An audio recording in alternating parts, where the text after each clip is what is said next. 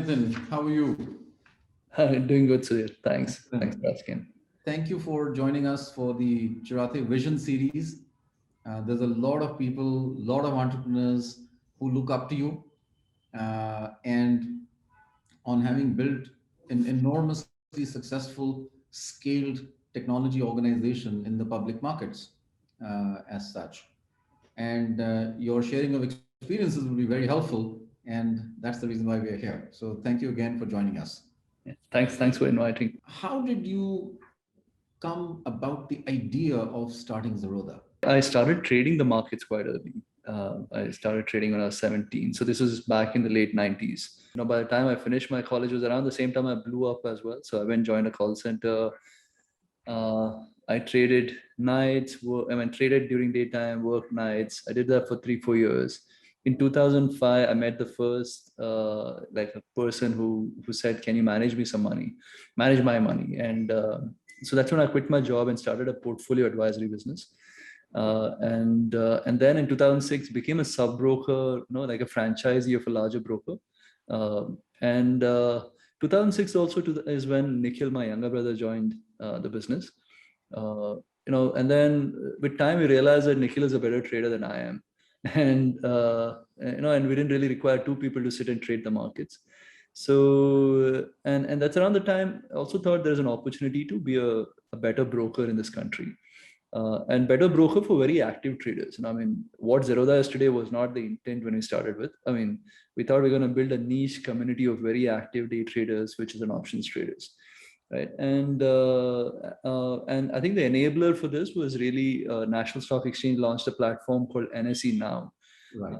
So you became a member on the exchange, you got technology for free, because both of us, or the original team, none of us had any technology background, right? And but as soon as you realize that there was a bare bones platform coming completely free, we thought there's an opportunity to disrupt in terms of pricing.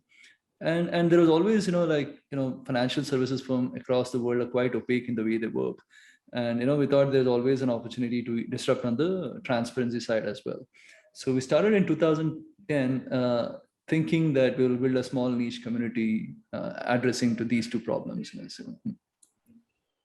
And I remember one of our earlier discussions, three questions. One is, you decided to use technology in an extensive way.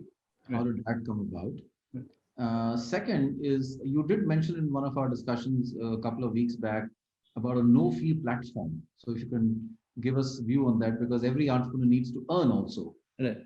And so the transparency factor, how do you ensure that? Right. Sure. So 2010 is when we started. We were completely vendor dependent. So for a trade, to be a broker, you need two things. One, you need a trading platform, and one, you need a back office platform. Essentially, what processes your trade, sends out contract notes, and all of that. So we use vendor for both. We started with a flat pricing model. We were the first in the country to do that, which was like a flat 20 rupees per trade. And that whole flat fees per trade was very popular in the US from, I don't know, like early 90s. The discount brokers in the US were charging between $5 to $7 a trade. So there was nothing unique in that whole flat rupees per trade kind of a pricing model. But I think what we did, which I think, in hindsight, it was very disruptive today, when I think about it, is we said we'll offer just one deal to all our customers. Right, because when you're building a financial service firm, it's very tempting to kind of modify your business for a certain set of customers, right? I mean, your high volume customers, high net worth customers. So we stuck to the whole stance that we will just have one deal for all of us, all the customers. And sorry to interrupt you. What made you do that? Because that business model was very unique at that time. Right. No, I mean, I don't know. I mean, it's just like a lot of these things are instincts. Like I try to now today sit back and think why I took some decisions. And I think the thing is, like, before Zerodha, I had traded for 10, 11 years. So Zerodha wasn't like a coffee shop idea, right? As in, this was like, I was very, active socially online in the trading communities before Zerodha. So there's a lot of interaction that I've had with very active traders before Zerodha. So I think there was some instinct saying, traders don't like it when someone suddenly realizes that he's paying more compared to someone else, right? But then I also realized that to be able to be vocal, right? As in to be able to get on a platform, open platform, and talk about the business, you can't do it very easily if you have different deals for different customers. Right. Right. I mean, those were the thinking that went into, saying, like we need to have this one uniform pricing. Now, one of the good effects of that was that supporting a business model like that is a lot more efficient, right? As in, you don't, when a customer calls, you don't start off saying, what plan are you on or who are you, right? I mean, every single person in the organization can say the same thing, right? Without even knowing who the customer is, right? So yes, that started in 2010. Around 2013 is when the first competitor came around the scene, and who are saying the same things that we were trying to say, which is flat fees per trade, transparent. Who was that? This is Upstocks. I mean, they're called RKSP then. So it kind of realized that there's no moat around using vendor products and trying to just disrupt on pricing or the way we operate. And I got super lucky actually to meet Kailash, who's our CTO. I mean, he's as co-founder in the business as I am. He doesn't like to be called co-founder because he joined us in 2012-13. But once he joined us is when the whole transition happened from all vendor-based products to actually us being a fintech firm. So that credit is completely to him. I mean, he just likes to not be visible and and etc. But so yes, 2013 he joined, and in 2015 is when we launched our in-house trading platform, right? The first, it's called Kite, which is a web and mobile app. So we launched it in 2015, towards the later half of 2015, and that was like how that was actually, you had three-part question. Yeah, so first was around pricing. Second, okay, now so in 2015 December. So the thing is, when we started the business, the ambitions weren't too large, right? One of the reasons I don't think any VC, I would not have invested. If I was a VC, I wouldn't have invested in Zerodha, because I was not thinking of this as a large business. I was thinking of the best case outcome as 100,000 customers, right? As in, but did you approach VC because right. and you built it without any VC investment? That's like, okay. I hope too many entrepreneurs don't do that. Yeah, no, I mean, I think firstly, 2010 was a really bad year to start a broking in the business, because coming back on financial crisis, 2010 historically, I think, is the worst year financially for any broking firm, right? And 2010 was early for Indian VC ecosystem also of sorts. I mean, there are not too many VCs out there.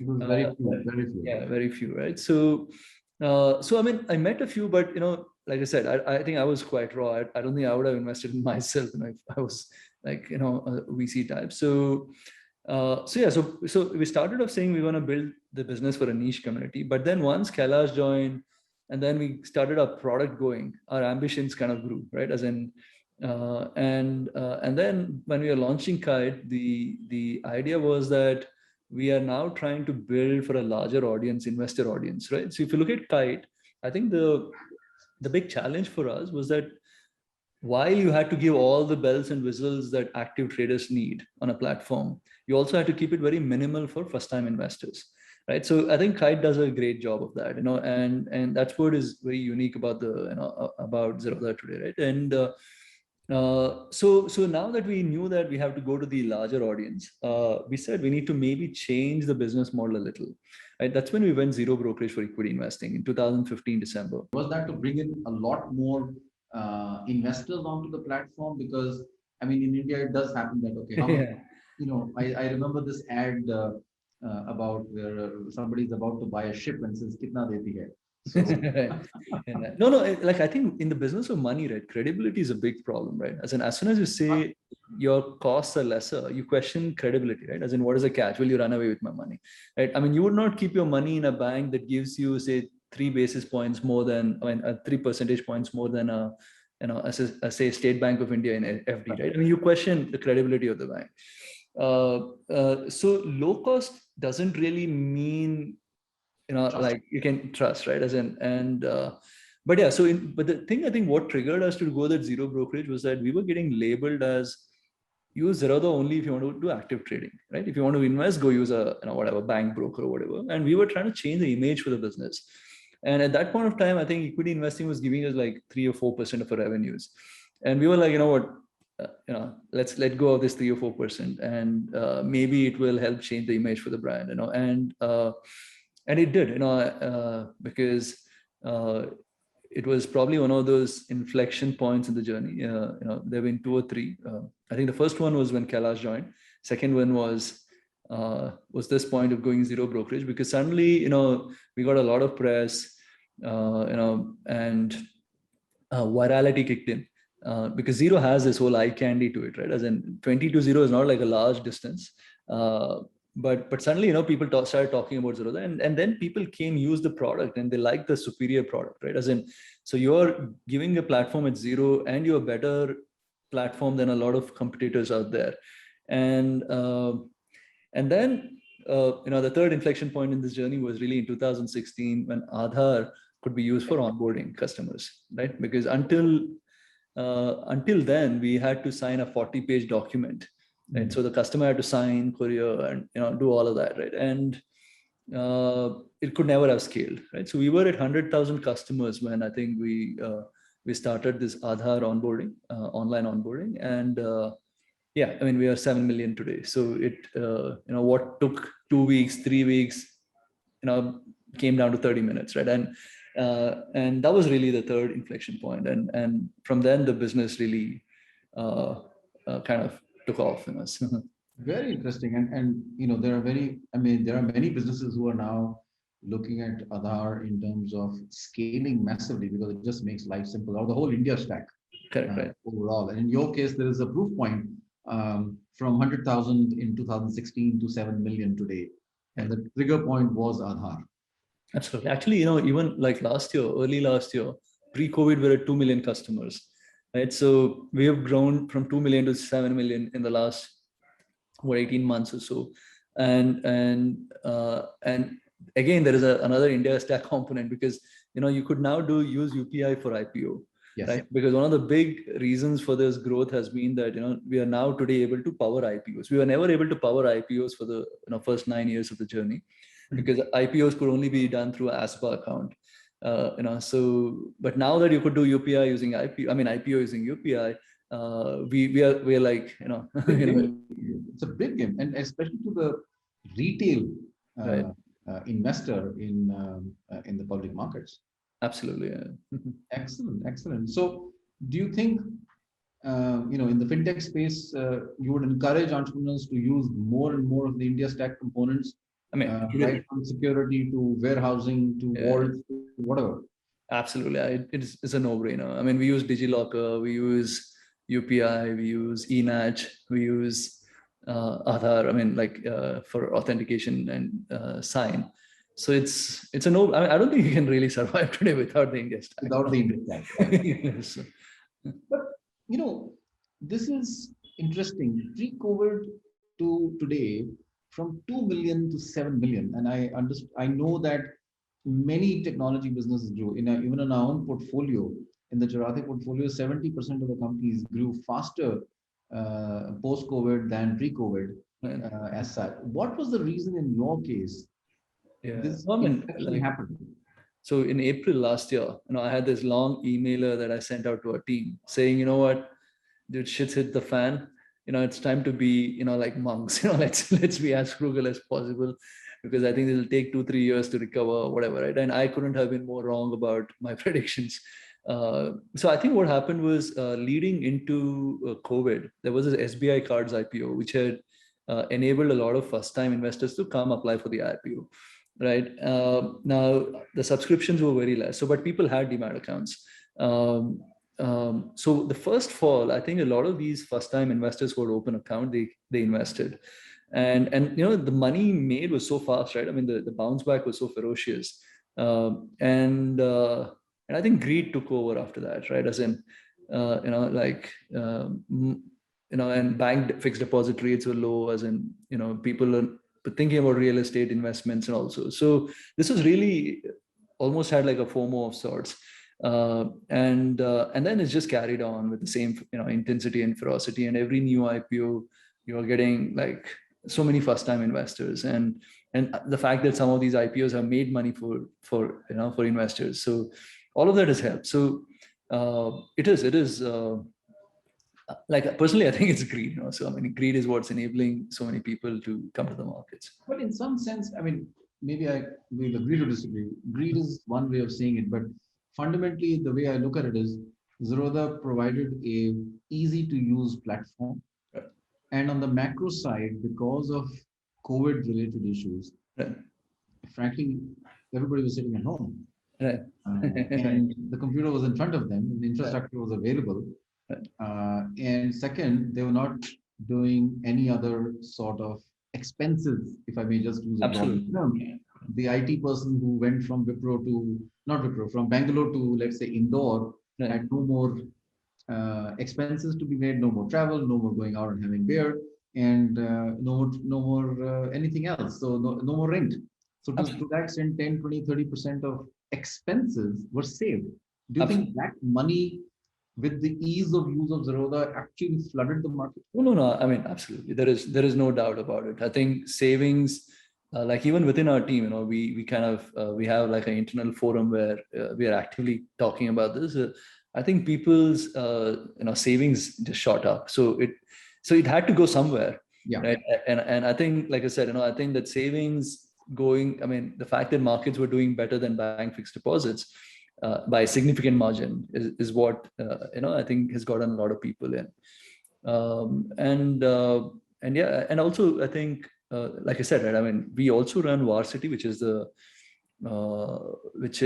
probably the second or third largest education initiative on capital markets around the world. It's a completely MOOC initiative, so there is no there's no banner ads, or we are not selling. We're actually actively educating people on financial markets. So this is something we started work in 2013. So the Varsity as a product has been around for a while, so I think that education that we provided, the ease of the platform. I forgot to mention in 2016. So when one of the smartest things our tech team did was, before building Kite, they built this thing called as Kite Connect API ecosystem. So Kite Web and Kite Mobile were two apps on top of these API ecosystem. So essentially, these Kite Connect APIs allowed anyone to come build on top of us, right? So as soon as we built Kite Web and Mobile, we said, maybe there is an opportunity for others to come build on top of us. We've already done that whole dirty job of getting over compliance, regulation, onboarding, building credibility. So we invited startups to come and say, we'll give you the entire. So today how banks are giving this banking as a service, right? For neobanks and etc. So we said we call it broking as a service, and we did it much before any bank had done it, right? And along with giving them all of these accesses, I think more importantly, what we told the startups is we'll also give you users, right? Because today, if you're a neobank, you have to go find your user. Right. And in the business of money, like I said, right, credibility takes a long time, before people trust you with money, right? So we said you help these startups discover consumers. Absolutely. So we actually position these startups within our Kite ecosystem, so they can they get better discovered. Like Smallcase was the first startup that we that came and built on top of this.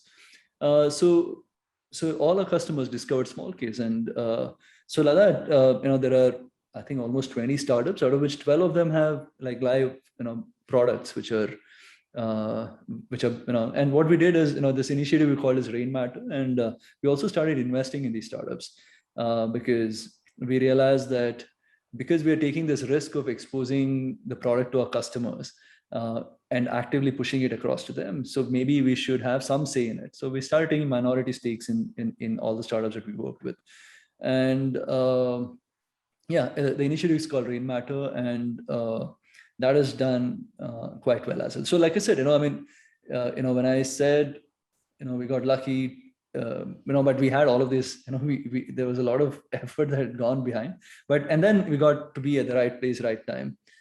when COVID happened, and people automatically, I think, drift towards a better product. As in, right, we have spent 0 rupees on marketing or advertisement till date. One of the reasons I think we haven't had to go raise VC money is because the 7 million customers, they've actually paid us 200 to 300 rupees to open an account with us. So we actually make money on a customer acquisition.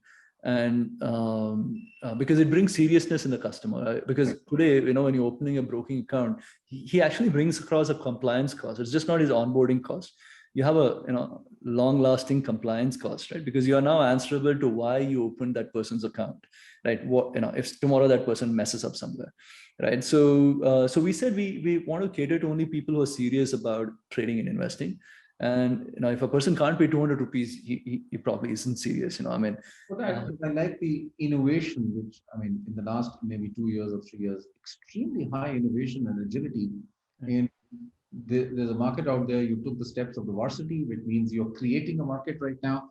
And it was a digital platform. It was not a physical platform. Right. Correct.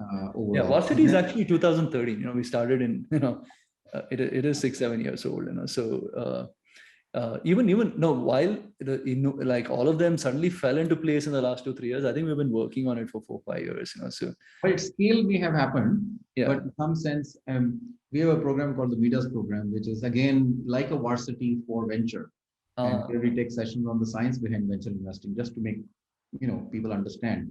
And but this is very interesting. And secondly, what I like is you're opening up the platform for consumer acquisition. That is unheard of, because people tend to, organizations tend to say, this is my customer, and I must sort of build multiple levels so that I can get more wallet share. Right. And you actually opened it up. Yeah. And also, like a lot of these startups, I actually actively sold them to our competitors, saying you should do their integration, right? Because, which is why a lot of these startups came, after small case, so many came to us, because they realized that we are not saying exclusivity or whatever, right? As in, we are saying, come build on top of us. I think the real problem to solve in this country is to growing the capital market ecosystem. And we can't do this ourselves, right? And so today, like, small case, a streak, a sensible, all of these guys are plugged on top of all the top brokers in the country. That must have been very refreshing for, let's say the small case entrepreneur or otherwise. Yeah. Okay, there's no exclusivity. Suddenly I have access to 2, 3, 4 million consumers, which I would never have had. Right. And I presume your ability to take minority shares in those companies would have been much easier once scale happened. The thing is, see, today broking is hot. Fintech is hot. This whole savings investing. But we are talking 2016, 2017, when it wasn't. Right. And we were not 2 million customers. We were like 200, 300,000 customers. Yeah. So it was still a no-brainer for these people, right? If there was no point going and building another brokerage firm, so for someone who was trying to solve the user experience problem. So it was a no-brainer for these folks, and especially after we said we will help you quickly validate the product, right? We actually killed 2 startups, because the startups didn't scale. The idea wasn't that great, So, but otherwise, did you help them build technology to scale up? Because you scaled up. 2 million to 7 million in 18 months is not a joke. I'm sure you would have scaled up that. Kailash would have scaled up the technology platform immensely in a short time. No, the thing is, the issue with our business is that we have these external dependencies. So all your orders have to go to the exchange, right? And they have to go through physical lease lines. That means you have to be in a physical data center. So you can't really be on a cloud kind of a structure for your, where your order management and risk management systems sit. The lease lines that connect to the exchanges, they only have a certain capacity. Like each lease line can, today has 2,000 messages per second, which is the max capacity. So like, on an early morning, on a Monday morning, we are sending, say, 50,000 messages a second, right? So you need to create, 20 different lease lines running in parallel, right? And so scaling is actually a really big challenge in this business, because unlike, like in a banking kind of environment, you're in control of everything, right? Because here we are actually dependent on exchanges, we are dependent on depositories, we are dependent on clearing corporations. So while no one sees it in the front end, when you're logged into the platform, but actually these three entities are playing crucial roles in the back end. And we are kind of dependent on these three guys, and from the capital point of view, I mean, obviously this requires capital. I presume the fact that people were spending 200-300 rupees to open the account was a big game changer, because that's not what happens in conventional companies, let's say. The capital up front. Yeah. I mean, so the thing is, so we were using, like I said, right, the first 3-4 years, we were using vendor products, right? All the tech spending and etc. started only in 2014, 15. Also, the thing about not marketing or advertising, one of the reasons for that is because I've interacted with retail traders, investors for a long time, and I've realized that people don't look at an advertisement and decide to open a broking account. I mean, you decide to order pizza, you decide to buy a mobile phone, right? You're not looking at an ad and getting triggered, because in India, I mean, not just in India, all across, and the regulators don't allow you to sell greed in advertisement, right? You can't say, come invest with me and I'll give you 30%. You can make 30%. You can't say that, right? The best thing you can say is, I have a great platform, or you can say, I'll give you zero brokerage. But for someone who doesn't understand, everyone's claiming to be great platforms, right? So we kind of realized that this whole, that people decide to trade, invest through word of mouth. I started trading because my friend introduced, or if you pick up almost 95% of the people out there, they've started trading, investing because their friends or family introduced them to it. And we said, what do we do to kind of play on that, right? As in, how do you get to that word of mouth? And that's where all these education initiatives, all of that have together has been like almost like a force multiplier of sorts for us.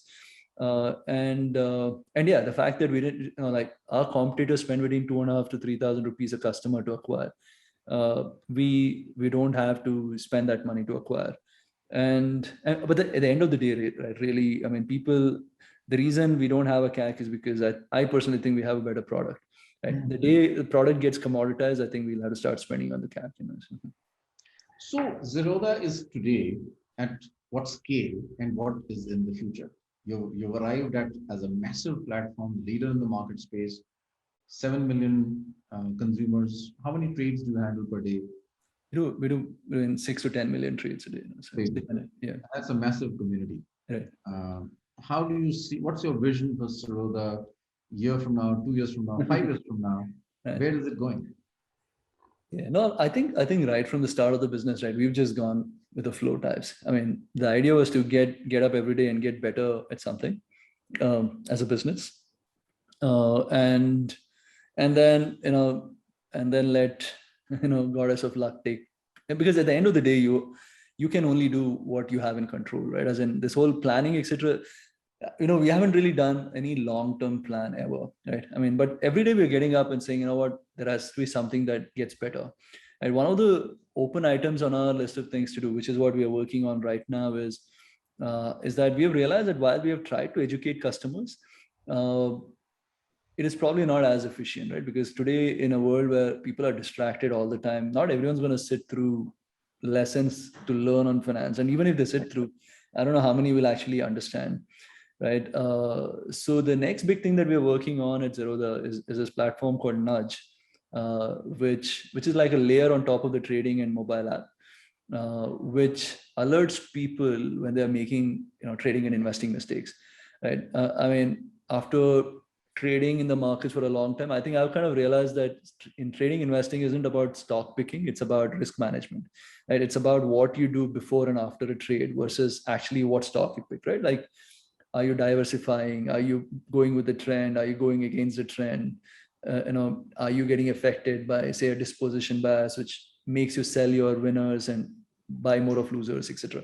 So the Nudge platform essentially nudges people when they're doing a trading mistake. So last year, like a big thing that we launched was this thing called penny stock nudge.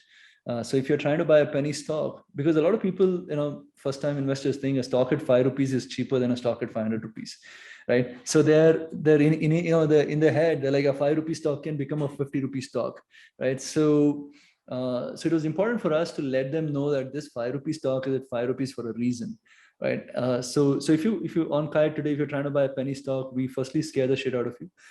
We say, do you know? I've experienced that.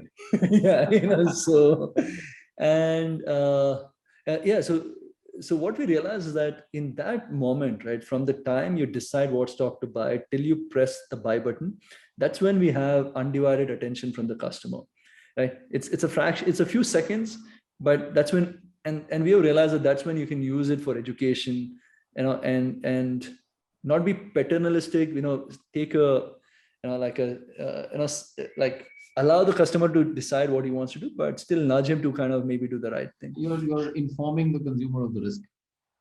Yeah, and you're trying to nudge him away from what is a potential mistake, right? And like, just to give an example, I mean, with the penny stock nudge itself, our penny stock trading volumes as percentage of equity trading volumes is down by like 70% plus, from the time we introduced this. From the time you introduced? Yeah.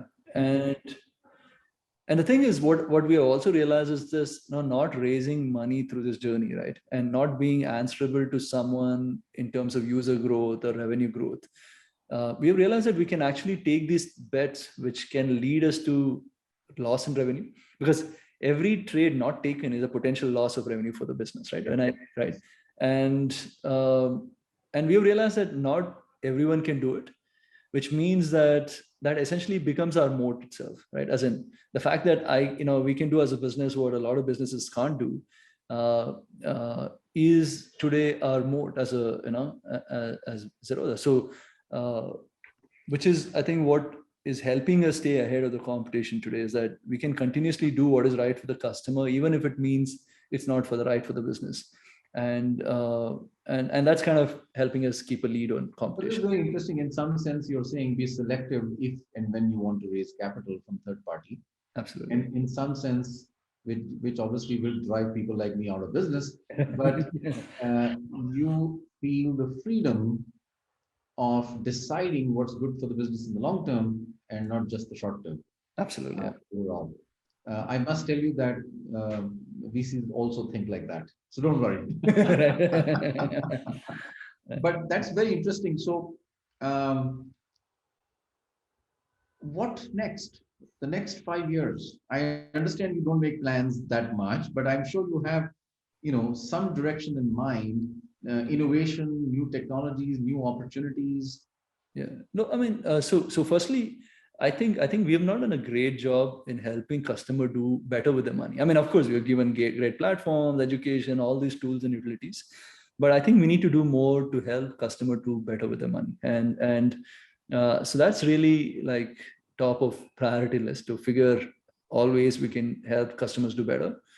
We have an NBFC license, in the sense we don't want to do unsecured, but loan against securities is a natural extension to the business. Today, I think our customers together have like almost like $20 billion of stocks lying with us. So you can potentially, they can pledge and take money against us. We have applied for an asset management business license. So we've just got an in-principle approval. I think there's an opportunity to build a better mutual fund in this country, not really for people who already invest, but for a lot of first timers who can potentially invest in the market. I think today the whole mutual fund experience is a very complex experience. So yeah, I mean, these are really, those 2-3 other, things that are running by the side of sorts. I mean, where can the business be? I'm generally pessimistic about the world right now. I think we are in a bubble, but I don't know how big the bubble gets. And the problem for us is that we're a very high beta business, which means if market does well, we'll do really good. But if markets were to turn around, we will have significant impact very easily, right? As in, I was just tweeting about this, saying, like a broker in the US is in, the US markets are plateaued the last quarter, and the new app downloads are down by 75%, right? So unless, there's this growth continues, if the growth were to plateau, or, the market started going down, trending down, etc., I think it'll be tough to maintain this growth, so there'll be haircuts of sorts, so. Yeah, no, I agree with you. In some sense, what's happening in the international market and how it affects the public markets in India, I doubt whether many people understand. And I think that's possibly a new product to you then Right. overall. So Yeah. what's your view on crypto? I mean, I personally never understood it, and I think because it's regulatorily gray, I have stayed as far away as possible because until there are clear regulations that allow me being a CEO of a large broking firm.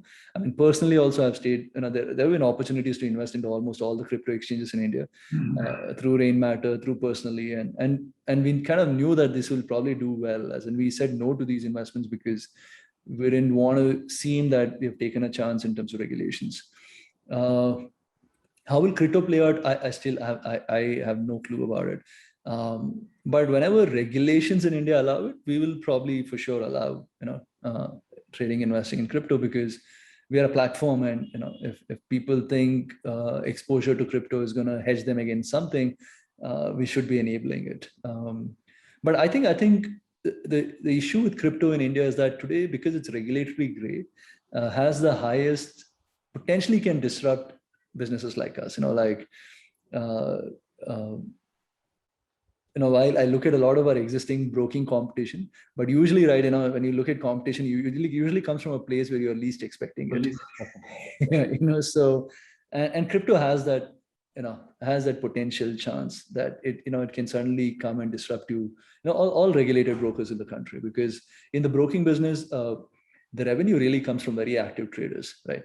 Your 10 to 10, 15% of customers are generating 80, 90% of the revenue. And already it's a very shallow kind of a market.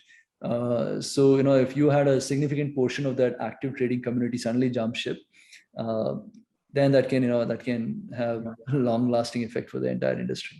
Any thoughts on Zerodha going global? I did. I mean, so, a lot of people said, what, Nithin, you have this experience, maybe you should go, like replicate it in other markets. So I did go spend some time in the US. We were looking at buying out an introducing broker and said, can we build a Zerodha US for, firstly, for Indians investing in the US, but can we then open it up for US to US, right? As in, can we go compete with someone like a Robinhood in its market? But then after spending some time, I realized that there is nothing that's similar about both the markets, in terms of the technologies, in terms of how exchanges work. I mean, of course, the trading platform looks very similar, but apart from that, everything else is very different. And so we said, it's and the thing is, this whole regulated business, every regulator thinks differently. It's not, I think I personally wasted 2-3 months of my time on that, thinking we'll do global. We went to Sri Lanka and spent some time. We looked at Thailand and Indonesia, but then we're saying India is right now the center of the world, and why not just focus here? And so no real global plans. A lot of entrepreneurs are looking at you right now as a role model of having built a very large firm. Any plans of going IPO? Right. Yeah. I mean, it's rushed right now. Yeah. So the thing is, we are not really, what do you call, we are not looking at, incrementally, see, for IPO, right? I mean, you need to have a reason for the capital. I mean, you're raising money. It has to help you grow as a business, right? For us, we don't really see where we will deploy that money. As in, our business doesn't need capital, right? I mean, so the only other reason to IPO is, do you IPO because you want to give exit to people who hold ESOPs, etc. For which we've already started a program for the last 2 years. We were, I think, one of the first guys to run a large ESOP buyback program. We value our business every year at a certain conservative kind of a number, and then we've had a lot of our team participate in the ESOP buyback program. And third reason is personally, if you want to take some money off the table, etc. I mean, there's, the investment bankers have made that pitch a bunch of times. I mean, we don't really have large ambitions. I mean, there's no ambitions to buy a private jet or whatever. So So, so yeah, so I mean, currently there is no reason, but one reason to do an IPO potentially in the long run is, can it be a growth hack, right? I was Can coming to that. I was coming Yeah, to that yeah, because then you go to every single consumer in the country. yeah. Because for us, we've grown because our customers have referred, their friends and family to us. Now, if these customers were also shareholders in your business, can that somehow increase significantly, that whole word of mouth for us? I mean, that's a question that needs to be answered. I mean, one of the things that I've been very keen, and I'm waiting for Zomato's, like keep waiting for Zomato's numbers, is to see if somehow Zomato's user acquisition numbers, how are they trending post IPO, so. No, that's a very interesting question because obviously that brand of Zerodha then goes down to every nook and corner in the country, Right. where word of mouth and supplemented by massive, IPO traction. When I say massive, I mean just in terms of number of people.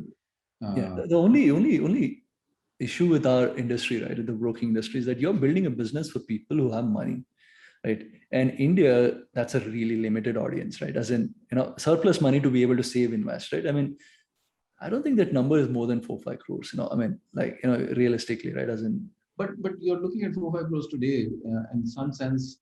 Let's say, assuming the middle class is still increasing and so on and so forth. If you right, take a 5 to 10 year view, right. it's a very different world there. Hopefully, Yeah, hopefully. Yeah. I mean, like I said, like if you look at today, I mean, like, because we've thought about this quite a bit, saying, by going IPO, do you suddenly go to a large audience that you couldn't have reached otherwise, right?